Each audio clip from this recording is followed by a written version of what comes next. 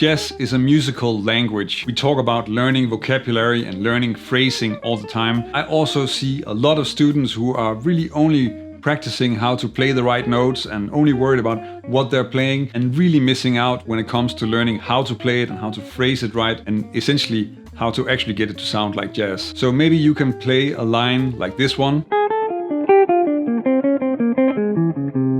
And that sounds great, but it would sound a lot better if you played it like this.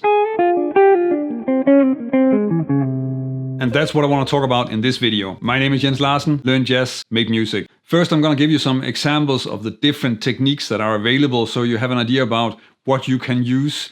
And then I'm going to talk about how you can put it to use. So how you can work with it when you're playing arpeggios, or if you want to sound better in jazz blues phrasing, or really just improve the way that you're always playing scale runs in your solos. In a way, this is really a lesson on legato technique, but it's much more about how you use it and how you make great sounding lines with it than it is about how you play it. This example is using quite a few different techniques to bring out the phrasing, and really what I'm using the techniques for is to just enhance the phrasing. You'll see that I'm using it a lot with chromatic leading notes, but also just to give it some interest in terms of bringing out some interesting rhythms within this, what is essentially just a dense 8-note line. So the first part is really using it with a leading note, so with chromaticism. I'm starting on the F sharp. It's a leading note to the root of the chord, the G, and I'm just sliding up to the G, then up the arpeggio. And then here we get, I want to put an accent on the 3 end here on the high G. And that works really well because I can just play the G, picking it, and then with legato, I'm sort of naturally making the F a little bit softer. And this is something I can then turn into sort of a rhythmical motif because I have a 3-note grouping. So I'm repeating that on the C7, just moving it down 1 fret. And then I have a more interesting thing happening with the rhythm and also in that way with the phrasing. Then a triplet, which is a trill. And also really using a grace note to emphasize the resolution to the C on the F major 7.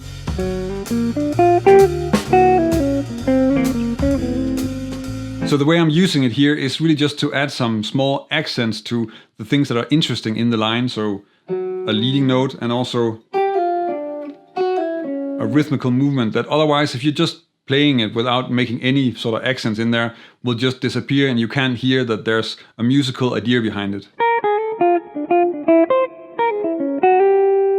This technique, of course, also works if you have a line that's not only 8th notes all the time, if there's a little bit more space in there. And that's what I'm using here. So the first place where I'm using legato is that I'm sliding from the G sharp into the A. And there is this thing about the chromatic passing notes, they're more interesting than the notes that are already in the scale because we don't really expect to hear them there. So we want to really bring those out. And that's sort of naturally happening here because I'm picking the note, the G sharp, and then the resolution, which is a lot less interesting or a little bit more boring, is just sliding into it, and we don't really need to hear that because we know it's gonna go there anyway. So then later in the line, I have this triplet. And this is really just there to, so here the legato is just there to help me execute it. Because if you are playing a faster passage like this triplet, then using legato is just going to buy your right hand a little bit of time. And then I'm sliding from the G flat into the G, and that's really the same kind of effect. So this is a very dissonant note in the context, and I'm just sliding into the resolution.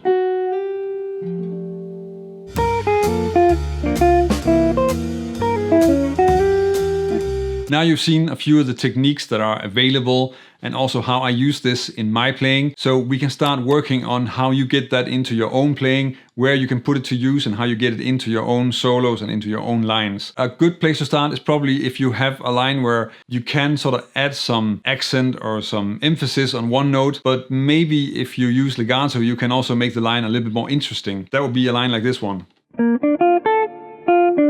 So of course this sounds great and you can sort of naturally add an accent to the A here on top on a G minor. But actually it sounds a little bit more interesting if you add this to it. And that's simply just because we add that little dissonance, and this is now getting to be the place where we can sort of give the accent. The resolution is not as important, so we can just slide into that one and then finish the phrase. Another place where you can use legato in your phrasing to really make the lines a lot more interesting is if you have a long row of 8 notes. So let's say you have a line like this one. That's okay, but when you have a line like this, then if everything is played sort of equal and even, then it gets a little bit boring and we are sort of missing some surprising sounds or some drama in there. And really just adding some legato, and here I'm just going to add a few pull-offs, is going to give it a lot more life. And here I'm really just relying on the fact that it doesn't sound the same as. And in the context, that's just going to make the line a lot more interesting, because there are some notes that are louder than other ones. And of course, the line is made so that we're choosing the right notes to do that. But at the same time, it's really making the line a lot more interesting to listen to and really breathing life into it.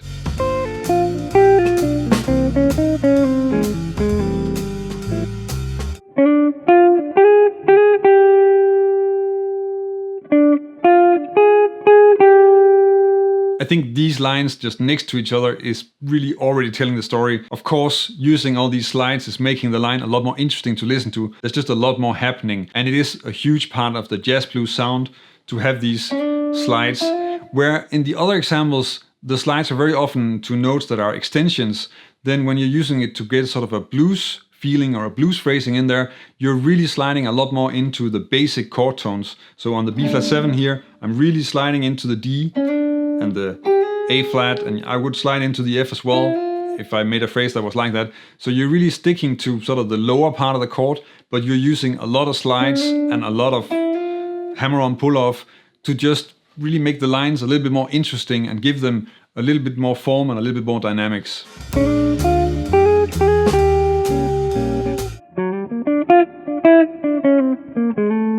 Using leading notes to arpeggios is something that's really easy to add to your vocabulary. It's also something that you can just practice in a scale, or you can make small exercises where you explore how to do that and then try to use that in your lines. And that's what I'm doing here. So here I'm on the G minor 7, I'm just again using the F sharp to slide into the G and then using that arpeggio. A good exercise where you can just get a little bit more familiar with this in this key would be something like this.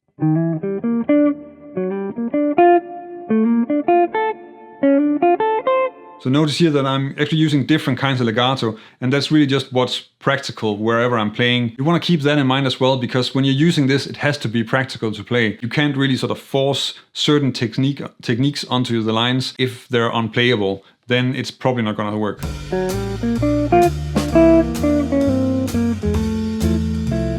In general, I'm not a huge fan of having too many scale runs in solos. It's very difficult to make that sound interesting. It gets boring really quickly. But of course, you will have short scale runs here and there. And one way where you can work on embellishing them a little bit and make them more interesting is to add some phrasing in terms of small trills and also approach notes and stuff like that. And you can do this with legato technique. And as you will see, there are really a lot of possibilities. The difference in sound is also huge, so it's well worth checking out. Let's start with a basic line on a G minor 7. So here I have a scale run and an arpeggio. Sounds like this. And we can embellish that by combining different legato techniques. So I'm using hammer-on pull-offs, and I'm also using sort of a downward slide. And then I have something like this.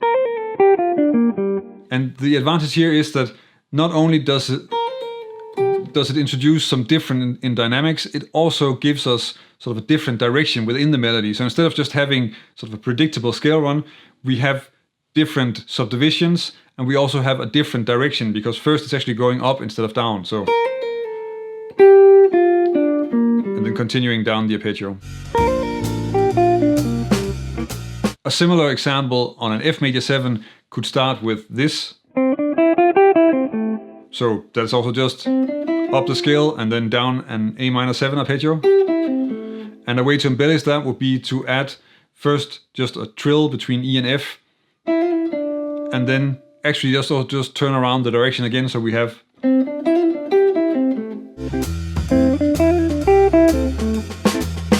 As you can tell, I'm pretty liberal in how I'm adding this.